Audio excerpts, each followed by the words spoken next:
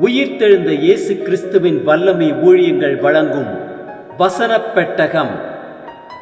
இயேசுவே கர்த்தர். இயேசுவையே தேவன் ஆண்டவரும் கிறிஸ்துவுமாக்கினார். இயேசுவே ராஜாதி ராஜா, கர்த்தாதி கர்த்தா. கிறிஸ்துவே மரித்தோர் மேலும் ஜீவனுள்ளோர் மேலும் ஆண்டவர். கிறிஸ்துவே போதகரும் ஆண்டவருமாயிருக்கிறார். வசனப் பெட்டகத்தின் இன்றைய தின கருப்பொருள் ஜெபம். இடைவிடாமல் ஜெபம் பண்ணுங்கள், ஸ்தோத்திரத்துடன் ஜெபத்தில் விழித்திருங்கள். ஜெபத்தை குறித்ததான வேத வசனங்களை பார்க்கலாம். நீதிமொழிகள் 15:29 வாசிக்கிறோம், துன்மார்க்கருக்கு கர்த்தர் தூரமாயிருக்கிறார், நீதிமான்களின் ஜெபத்தையோ கேட்கிறார். மார்க்கு 11:24 வாசிக்கிறோம், ஆதலால் நீங்கள் ஜெபம் பண்ணும் பொழுது எவைகளை கேட்டுக் கொள்வீர்களோ அவைகளை பெற்றுக் கொள்வோம் என்று விசுவாசியுங்கள், அப்பொழுது அவைகள் உங்களுக்கு உண்டாகும். ரோமர் 12:12 வாசிக்கிறோம், நம்பிக்கையிலே சந்தோஷமாயிருங்கள், உபத்திரவத்திலே பொறுமையாயிருங்கள், ஜெபத்திலே உறுதியாய் தரித்திருங்கள். பிலிப்பியர் 4:6-7 வாசிக்கிறோம், நீங்கள் ஒன்றுக்கும் கவலைப்படாமல் எல்லாவற்றையும் குறித்து உங்கள் விண்ணப்பங்களை ஸ்தோத்திரத்தோட கூடிய ஜெபத்தினாலும் வேண்டுதலினாலும் தேவனுக்கு தெரியப்படுத்துங்கள். அப்பொழுது எல்லா புத்திக்கும் மேலான தேவ சமாதானம் உங்கள் இருதயங்களையும் உங்கள் சிந்தனைகளையும் கிறிஸ்து இயேசுக்குள்ளாக காத்துக்கொள்ளும். யாக்கோபு 5:13 வாசிக்கிறோம், உங்களில் ஒருவன் துன்பப்பட்டால் ஜெபம் பண்ண கடவன், ஒருவன் மகிழ்ச்சியாயிருந்தால் சங்கீதம் பாட கடவன்.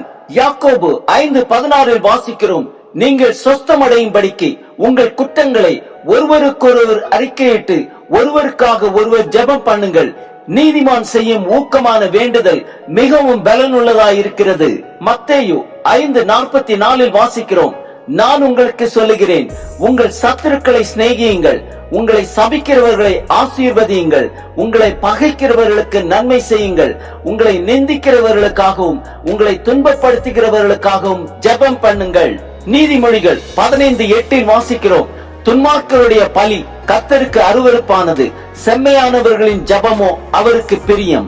லூக்கா 18:1 வாசிக்கிறோம், சோர்ந்து போகாமல் எப்பொழுதும் ஜெபம் பண்ண வேண்டும் என்பதை குறித்து அவர்களுக்கு அவர் ஒரு உவமையை சொன்னார். 1 தீமோத்தேயு 2:8 வாசிக்கிறோம், அன்றையும் புருஷர்கள் கோபமும் தர்க்கமும் இல்லாமல் பரிசுத்தமான கைகளை உயர்த்தி எல்லா இடங்களிலேயும் ஜெபம் பண்ண வேண்டும் என்று விரும்புகிறேன். சங்கீதம் 102:16 வாசிக்கிறோம், திக்கெட்டவர்களுடைய ஜெபத்தை அலட்சியம் பண்ணாமல் அவர்கள் விண்ணப்பத்தை அங்கீகரிப்பார்.